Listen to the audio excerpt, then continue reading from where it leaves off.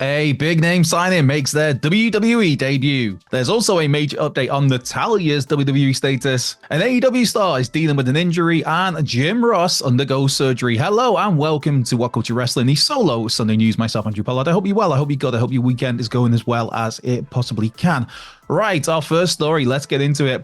Stephanie Vaquer has made her WWE debut. Now, Stephanie Vaquer is somebody who got the wrestling world talking with a performance at Forbidden Door against Mercedes Moné, where she dropped the New Japan Pro Wrestling Strong Women's Championship to Mercedes. And after that, it was there was an expectation almost that she was going to be ending up, she being Stephanie Vaquer, ending up in AEW.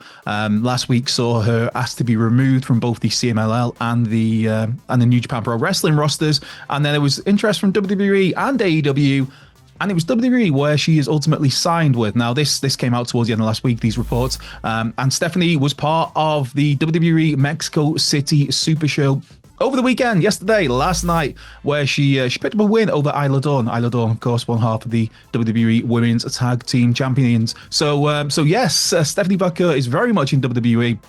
Has already made her debut, is expected to go to NXT first, and obviously is kind of earmarked as a potentially a major asset to the main roster in the future. But yeah, she got a promo last night in Mexico City, a pre-match promo, saying how she was living her dream and honored to be part of the WWE family. Now, it's a really big get for WWE, this one, because I mean, it's a really talented wrestler. That's first and foremost. Just a really, really talented performer who I'm sure will be win a whole host of fans in NXT, and then hopefully that momentum will kind of spin through and she'll become a big act on the main roster, whether that's Raw or SmackDown in the coming years. She was also in the attendance at NXT Heatwave, which was last weekend. My weeks are rolling into one at the moment. So yeah, that was last weekend. I really enjoyed Heatwave. That was a really good show, man. That was it. That was really. It's been a fun time for wrestling lately. I mean, we've had Forbidden Door, we've had Money in the Bank, we've had Heatwave, we had some excellent TV, some excellent segments, angles. Paul Heyman getting taken out the other week. That was. Chef's kiss. The Dynamite this week was very, very, very, very good. So yeah, it's a good time to be a wrestling fan. And Stephanie Vaquer, yep, she is definitely 100% in WWE and has already made her debut for the promotion. So yes, next story. Sticking with WWE and its women's division, and Natalya. Yes, now Natalya is one of those names who the WWE contract's been in the news lately. There's been loads of contract talk lately. I mean, in the last couple of months, there's been Drew McIntyre, Finn Balor, Seth Rollins, Chad Gable, of course, Angel, Humberto, Ricochet, Becky Lynch. So many people whose contracts were coming up, and Natalya was one of those. Now, she has re-signed and will remain with WWE. This initially was reported by PW Insider. Always do, like Mike Johnson and the team over there always do such a brilliant job. So yeah, reported that Natalya has re-signed with WWE. Fightful Select also do a great job. They followed up on this. The discussions actually began in May about a new deal for Natty. Her existing deal was up in June.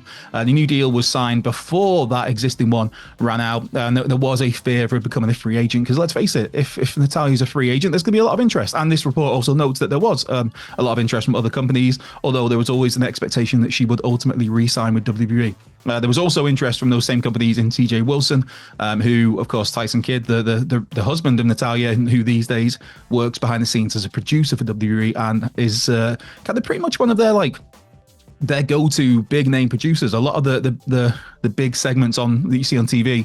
Tyson Wilson, TJ Wilson, Tyson Kidd is the person normally somehow involved in that in some way. So yeah, he's a big deal there.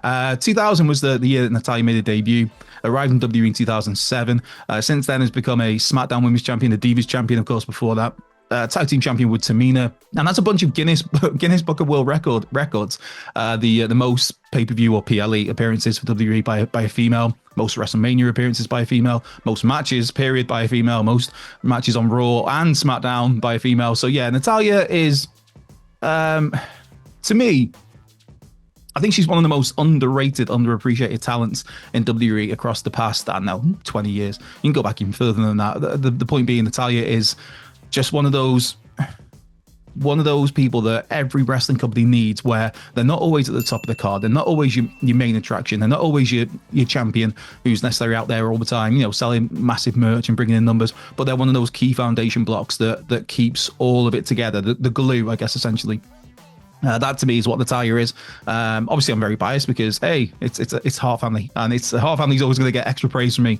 But yeah, Natty's just great. Natty's been so good for so long, and to me, like I said, underappreciated, underutilized. And I think that there was obviously probably not now because she's more in the veteran, wily veteran stage of her career, 42 years of age. But for me, I felt like there could have been a lot more done with Natalya over the years. She could have been one of those people that you base your women's division around for years. She could be one of those people involved in, the big WrestleMania matches for singles titles. But unfortunately, that was not the role she's played over the years. But she's been such an important figure amongst the ladies' ranks, and it looks like that will continue. So yes, great to hear that Natty's re-signing with WWE.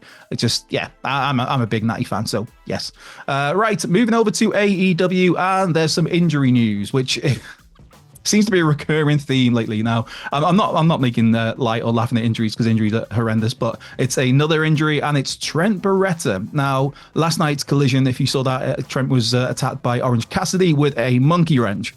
And tell me you hear the words monkey wrench and don't just think of the Foo Fighters. It's like that is that term. But yeah, Trent was taken out by a monkey wrench by Orange Cassidy last night. Fightful Select reports that Trent is actually dealing with an injury and has been dealing with an injury for a little while. There's no details on the injury or how long that Trent is expected to be out for. But he's not wrestled since May, which was against Orange Cassidy at Double or Nothing, a loss there for Trent. Fightful says that Trent was in line for a push, but he hasn't been cleared to compete for quite some time now. So yeah, best wishes to Trent Beretta on whatever issues are bothering him at the moment, because of course, turned heel, attacked Orange Cassidy. Which was, let's face it, was needed, because the whole best friends act for me, it never clicked. It was something that I know there's a lot of people that like the best friends. For me, it was something I just was not interested in. I had no interest in the best friends, and so also you got to think that it was an act that has been around in AEW since AEW's 5 years old now. And if you looked at the best friends where they are, or where they were recently compared to where they were when AEW started, they're kind of at the same. There's been no real development. So there needed something needed to happen, and that was a Trent Beretta heel turn, and it was an intriguing one because Trent's such a great worker. But then I don't know, the feud with Orange Cassidy kind of went. I don't know. It wasn't great for Trent. I mean, it was good in terms of yes, okay, you get to flesh out this heel side of your character. You get to have a more aggressive edge to you. But he just kind of lost pretty much all the time. So yeah. But anyway, Trent Beretta hopefully is back sooner rather than later because, again, as mentioned, an extremely, extremely talented dude. So all the best to him. Also, all the best to Jim Ross. Yes, good old JR. Took to X over the weekend to reveal that he's undergone successful wrist surgery, which is great to hear. Now this just Jim Ross had a rough few years in terms of health. I mean, it was was it earlier this month or last month that he was in hospital with breathing issues. At the start of the year, he'd had cancer surgery on his hip.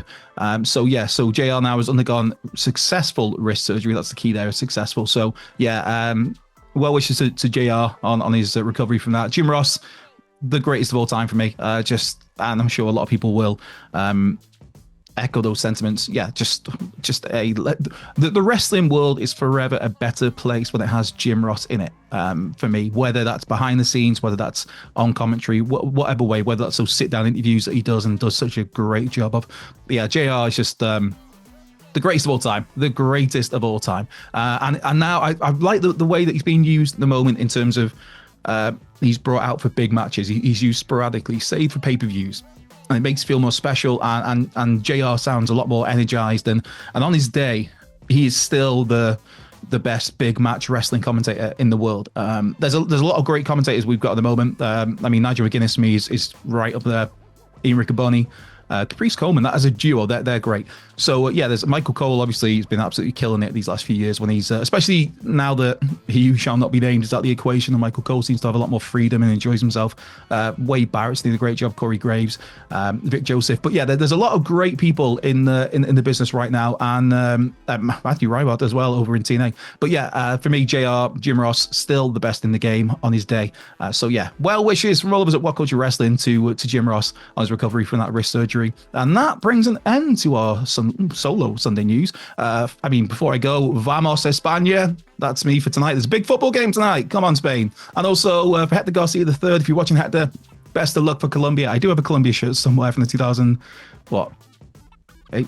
One of the World Cups. It's somewhere. I couldn't find it. So, yeah, so I've gone with AC Milan because, hey, why not? But yes, best luck to Spain. Best luck to Colombia. This has been the Soul Son News myself, Andrew Pollard here at World Culture Wrestling. There'll be another great video floating around here. Also, I sat down this past week with TNA World Champion Moose for an interview. That will be on the channel. That is on the channel. Go and check that out. Great chat with Moose ahead of Slammiversary next weekend. I will be back next weekend, probably to cover some Slammiversary as well. You have the best possible day for the rest of your Sunday, and I'll catch you later.